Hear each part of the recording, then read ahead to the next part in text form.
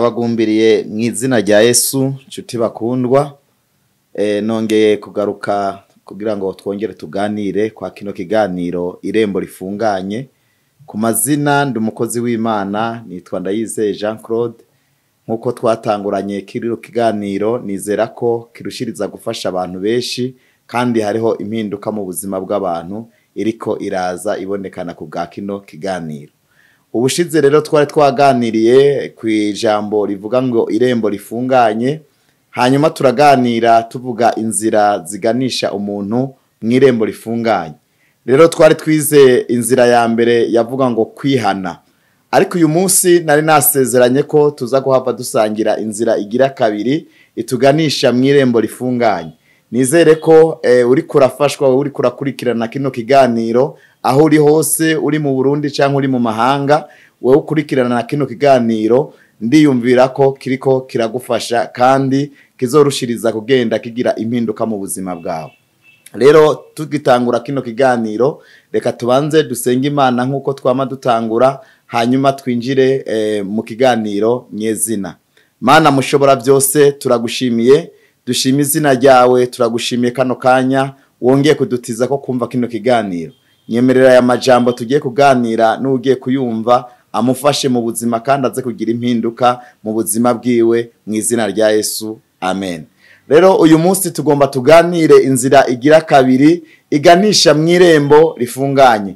Abafise Bibiliya tuzingurure Bibiliya zacu, ni ijambo dusanga mu gitabo cyanditswe na Matayo igice cyaho ni cya 3, turasomaho umurongo waho w'indwi n'umurongo waho w'umunani. Reka dusome mu izina rya Yesu. Haravuga ngo abonye benshi bo mu bafarisayo no mu basadukayo bazanwe no kugira ngo ababatize, arababaza ati mwabana b'inzoka mwe, ninde yababuriye ngo muhunge uburake buzoza? Nuko mwami imbuto zikwiranye n'ukwihana, amen. Rero turumva uyu yari Yohana umubatizi, yari karagenda yigisha abatiza abantu, hanyuma ngo haza abafarisayo arababwira ngo mwabana b'inzoka mwe, niki kibatumye kuza muhunga uburake bw'Imana? Hari amajambo duca dusoma hano hepfo, na majambo cyane uyu munsi ndumva ko agiye kugufasha cyane, agiye kwiyongera ku kwihana. Haravuga ngo nuko mwihane, haleluya. Haravuga ngo nuko mwame imbuto zikwiranye n'ukwihana, haleluya. Uyu munsi remfise ijambo rivuga kwama imbuto, kwera imbuto zikwiranye n'icuri. Imbuto nizo zigaragaza umuntu icari. Hano muri studio turi kumwe nuri karakamera ariko afata video, ariko ikimugira uwo ari we nibikorwa ariko arakora. Niyo vuga ngo ndi umukameraman agenda bibwira abantu mwibarabara, sicyo kiza kumugira umukameraman, ariko kiza kumugira umukameraman nibikorwa ariko arakora. Uyu munsi bigenda biragaragaza igikorwa ciwe. Rero kwera imbuto, umukristo agomba kugaragaza imbuto. Imbuto nizo zerekana ko umuntu yihanye by'ukuri. Sinobwira umuntu ngo ndumukizwa, sino namubwira ngo narihanye, ariko ndiko ndama ivyamwa bibi cyane.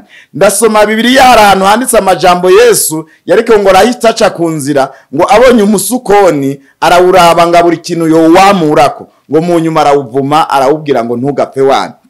Ivyamwa, imbuto twera nizo zizotuma abantu bahinduka. Imbuto wewera nizo zituma abantu bose bazogira igihe bakavuga ngo naka yarihanye, naka arakijijwe. Agakiza kagaragarira mu byo dukora, mu vyamwa twama, nivyo bitugira abo turi. Twebwe ico turi ni icamwa, kuko icamwa igiti yo wagiteye ntihagira ikintu camuraho, ico giti nikigaragaza nta nyungu kishobora kukugirira mu buzima bwawe. Reka ndakubwire, nyimba warateye ivoka, uyu munsi wagenda kuraba ivoka ugasanga yamyeho imyembe, niyumvira ko ca giti uwo mwofata ngo muhazuke muri ko muraharira niyo kugira ngo iki giti ni ikivoka, ariko ndumva ko yokubwira yuko igiti ni kimyembe kubera ivyamwa ari karabona ivyamwa biriko ni imyembe. Uyu munsi rero agakiza kawe karagomba kuzogaragarira mu vyamwa wama. Ikintu cyose mu magambo uzovuga uri kurahita ku nzira. Abantu benshi barakunda kuvuga ngo jewe ndafise urukundo. Arega urukundo kuruvuga no kururirimba mu nzira sivyo bizogaragaza ko ufise urukundo, ariko urukundo ikizomenyesha abantu ko ufise urukundo nibikorwa uzo uri kurakora bigaragaza ivy'urukundo. Bibiliya yaranitwereka umusamariya w'imbabazi. Umusamariya w'imbabazi ntiyasenga, ariko turumva yuko ujya muntu yaraciwe ko n'abaherezi, aracako n'abandi bantu, ariko mu nyuma ngo haca umusamariya w'imbabazi. Ariko umusamariya w'imbabazi ntiyasenga, ntiyari yihanye, ntiyarakijijwe, ariko Bibiliya imushingira intahe nk'umuntu yakoze igikorwa ciza c'urukundo. Uyu munsi nyumviriza wowe uri kurakurikirana iyi audio, ntukihutire kwihaya icuri, ariko ihutire gukora ikikugira icuri. Ibikorwa vyawe ukora nivyo bizokugira uwuri, nivyo bizogushingira intahe, nivyo bizogutemwanya.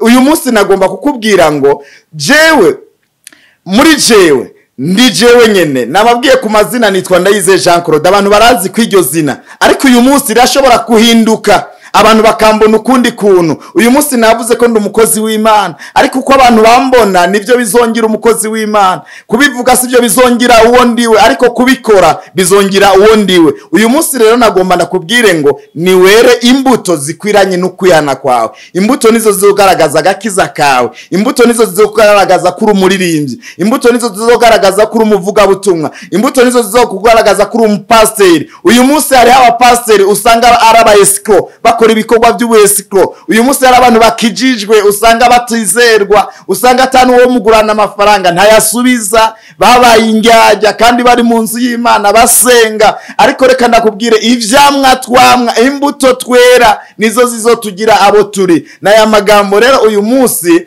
ni inzira igira kabiri, nariko ndakubwira ngo twere imbuto, niwere imbuto igaragaza ko wihanye.